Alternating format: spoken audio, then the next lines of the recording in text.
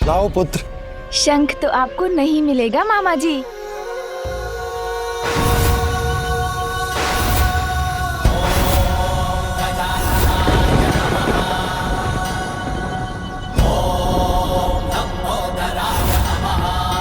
मेरा शंख। शंख तो गया मेरे उदर में।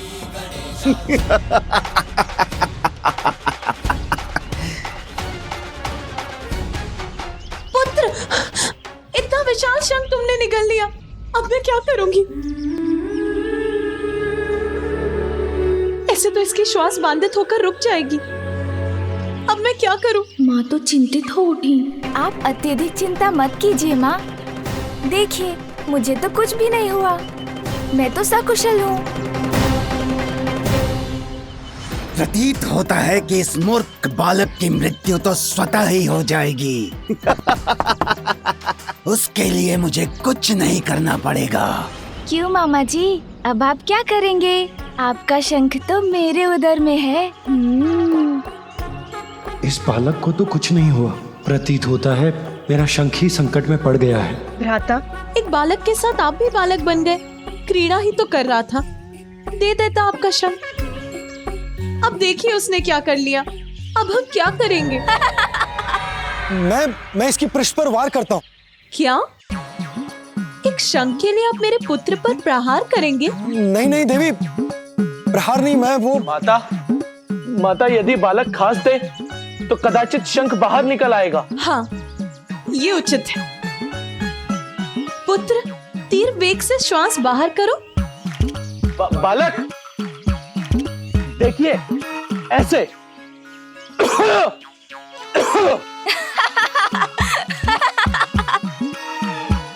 नंदी, इससे भी उत्तम उपाय है मेरे पास। यदि इस बालक को वमन करा दे तो शीघ्र अतिशीघ्र शंख बाहर आ जाएगा। वमन? पुत्र, वमन करने का प्रयास करो शीघ्र।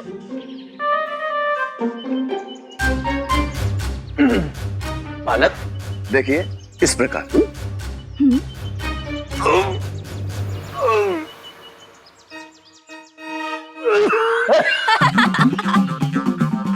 अरे ये तो तोलिए माते, बेली तोलिए।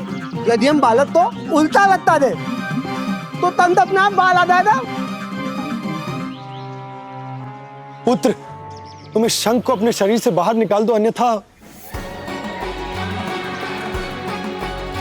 मैं समझ गया मुझे क्या करना चाहिए। मामा जी अब क्या करने वाले हैं? महाकाय बुद्धि के नरेश, रिद्धि सिद्धिदायी विघ्न हरता श्री गणेश। सुमुख नाम प्रथम पूज्य देव तुम विशेष, रिद्धि सिद्धि ये क्या प्रभु? विघ्न हरता श्री गणेश। जग को जो पाले, जो सबको तारे, आज विवश पार्वती सुत से हारे। उठक बैठक सुमुख सम करते हरि, मुदित देव देवी गण देखे सभी। के देख देख हंस पड़े विनायका, शंख उदर से जाके तब निकल सका। महाकाय बुद्धि के नरेश, रिद्धि सिद्धिदायी विघ्न हरता श्री गणेश। जय देव जय देव जय देव जय देव जय देव जय देव जय देव। मेरा शंख। सब कुशल तो है? कोई अहित तो नहीं हुआ ना? नहीं माँ।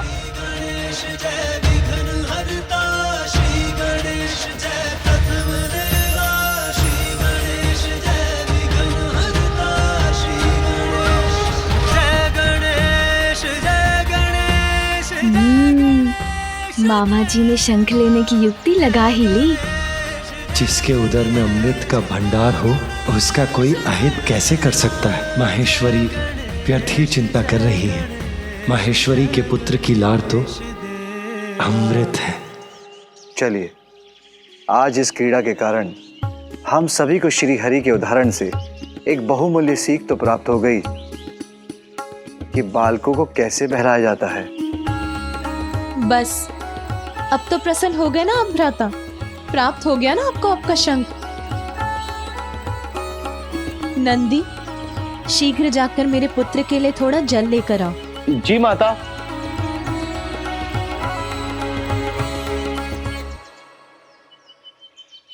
कितना आनंद आया ना मामा जी। मुझे तो आपका शंख बहुत भा गया। मैं फिर आपके पास आऊंगा ना तो पुनः उससे क्रीड़ा करूंगा।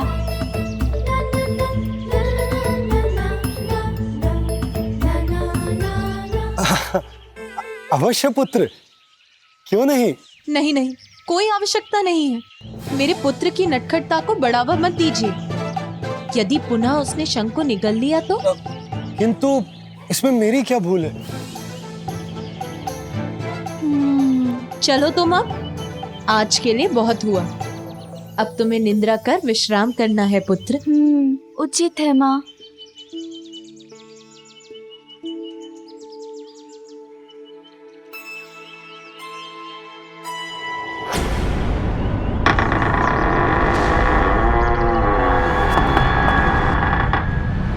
बालक को मनाया जाता है, ये मानती हूँ मैं, किंतु भ्राता श्रीहरि तो अपने भांजे के साथ स्वयं ही बालक बन गए।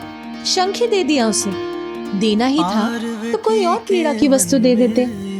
अब मैं भी अपने पुत्र के लिए ऐसी अनेकों क्रीड़ा की वस्तु लाऊंगी। माँ की गोद में आए विघन हरता। माँ, वो इतने रंग बिरंगे वस्त्र क्यों है यहाँ?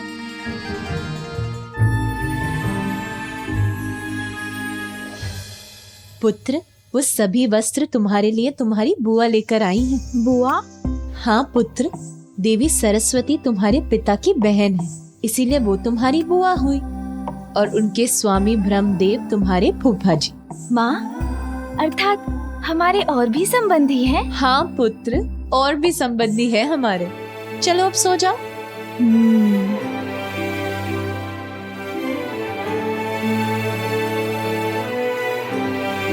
माँ। हाँ पुत्र।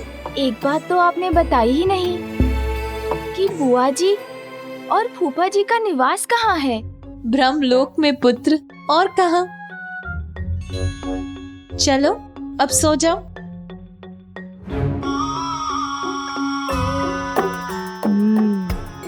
अच्छा, ब्रह्मलोक, वहाँ भी मुझे जाना ही होगा।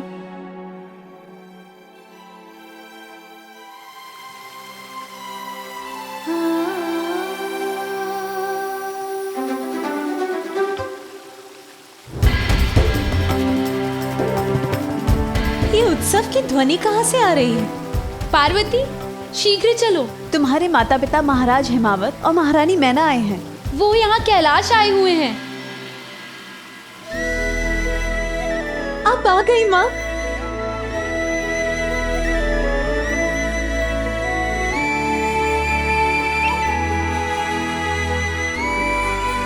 प्रणाम पिताश्री।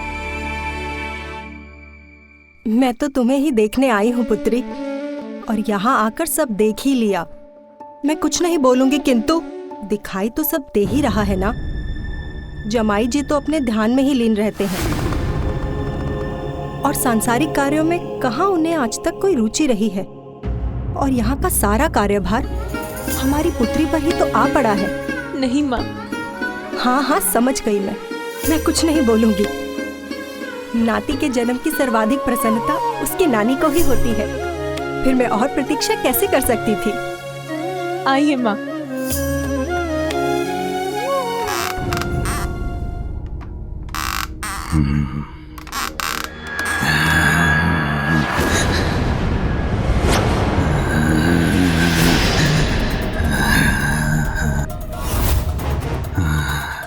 अब उचित है। एकाकी है ये बालक, निद्रा मग्न है।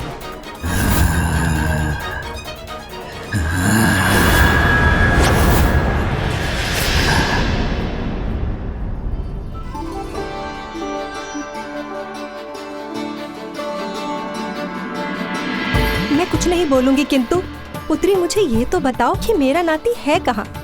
उससे भेंट करने के लिए मैं अधीर हो रही हूँ। उसे तो बुलवाओ। हाँ पुत्री, तुम्हारी माँ अपने नाती से भेंट कर उसे भांति भांति प्रकार के उपहार देकर उसे बिगाड़ना चाहती है।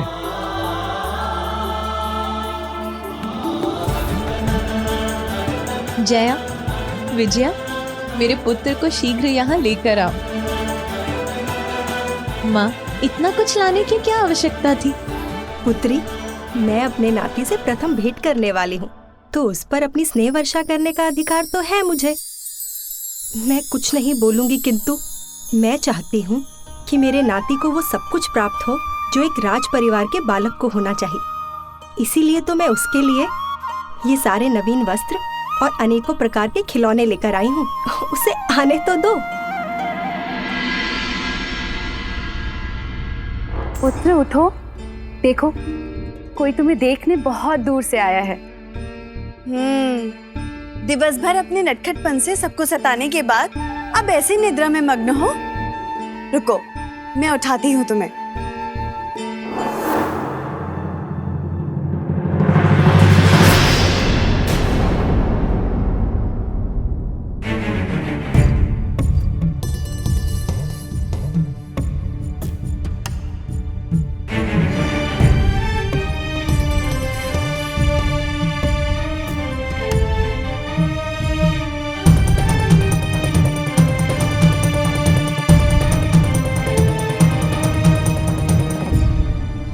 जया, विजया, मेरा पुत्र कहाँ है?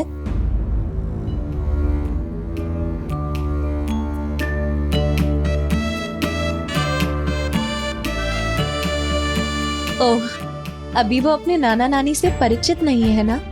कदाचित इसीलिए उसे यहाँ आने में संकोच हो रहा है ना? इसीलिए नहीं आया ना तुम्हारे साथ? रुको, मैं ही अपने पुत्र को यहाँ लेकर आती हूँ।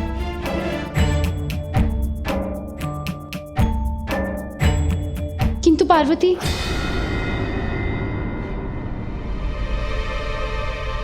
तुम्हारा पुत्र अपने कक्ष में नहीं है।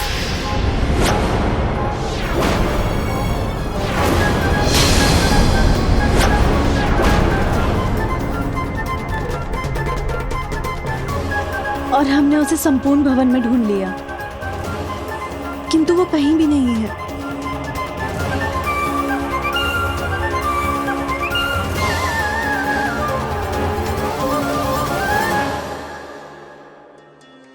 किंतु ये कैसे संभव हो सकता है? वो अपने कक्ष में नहीं है और संपूर्ण भवन में भी नहीं है। इतना छोटा बालक कहाँ जा सकता है फिर?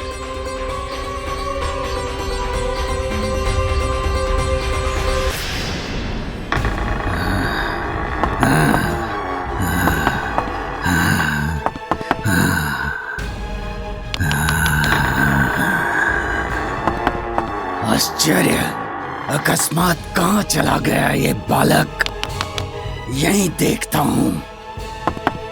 पूर्व में भी वो यहीं भटक रहा था।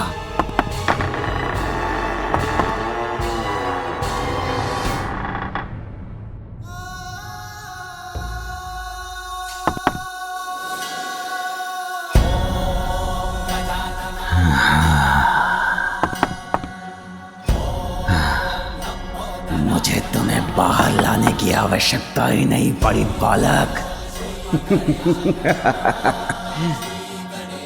अरे वाह, ये तो स्वयं मेरे जाल में आ फंसा। टक टका टक टक। तुम तो स्वयं मृत्यु की ओर खींचे चले आए। आओ बालक आओ, और अपने कौल के हाथों में समा जाओ। टक टका टक टक। वज्रांतक के ये हाथ आतुर हैं तुम्हें मसल कर तुम्हारे प्राणों को हरने के लिए।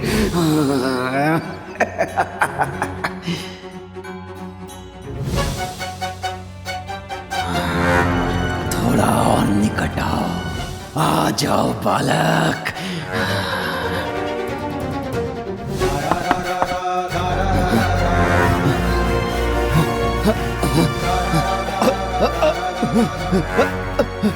कैसा है ये अंधकार?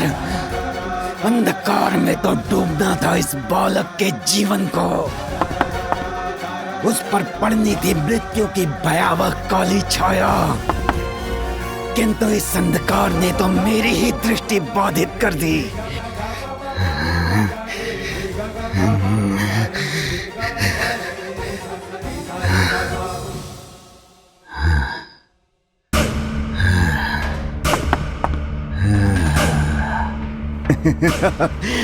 छट गया अंधकार, स्पष्ट हुई मेरी दृष्टि। टक टका टक टक।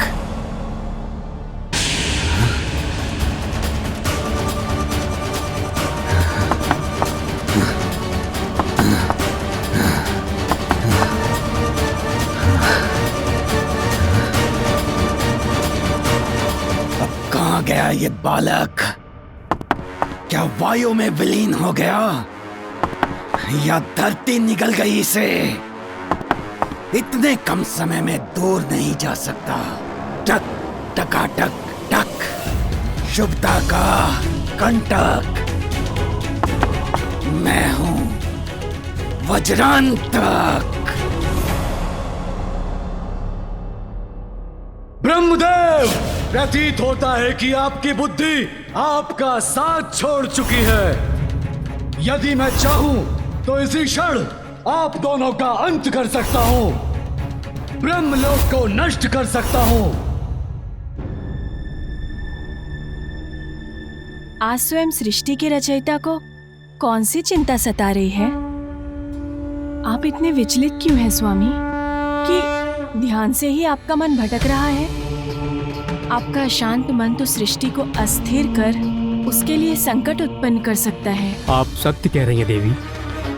मेरा मन बहुत अशांत है, किंतु कुछ मत कहिए स्वामी, क्योंकि आपके अशांत मन को शांत करेंगे मेरी वीणा के स्वर।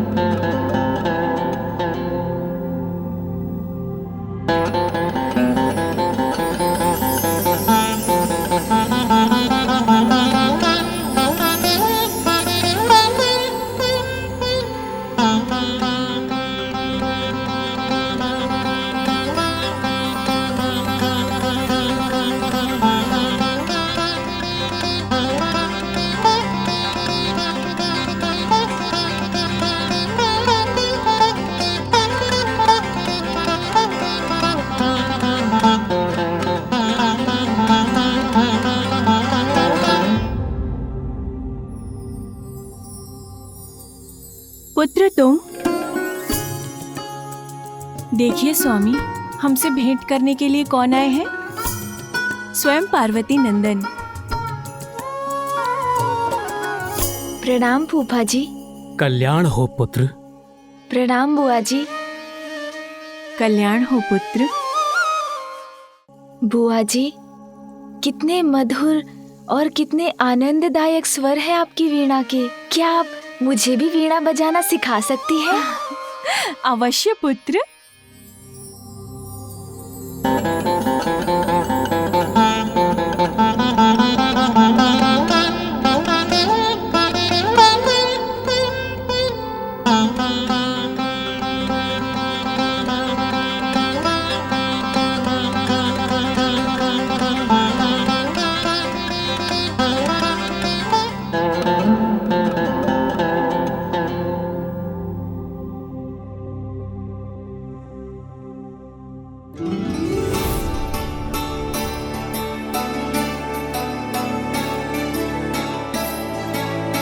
संकोच मत करो पुत्र, जैसा उचित लगता है वैसा स्वर छेड़ो। तुम शीघ्र सीख जाओगे और मुझे पूर्ण विश्वास है कि तुम मुझसे भी उत्तम संगीत की रचना करोगे।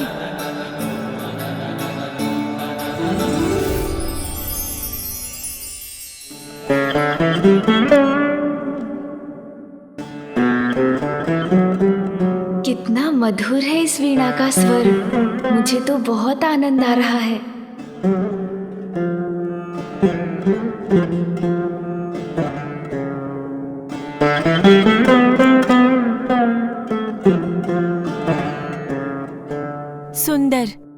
अति सुंदर पुत्र, तुम्हें तो संगीत का वरदान प्राप्त है।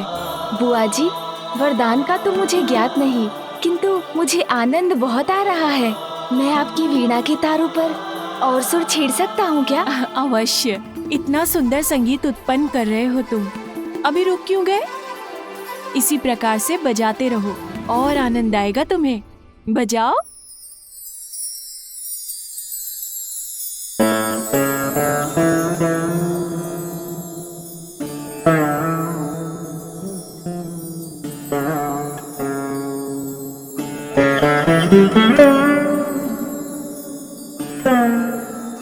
अमृतमयी कर्णप्रिय मधुर है इसका संगीत।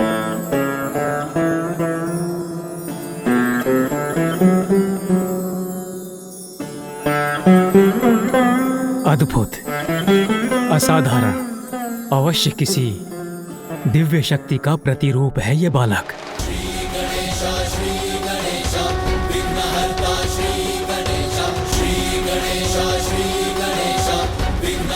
अब वो बालक किसी प्रकार मेरे हाथों से बच नहीं पाएगा।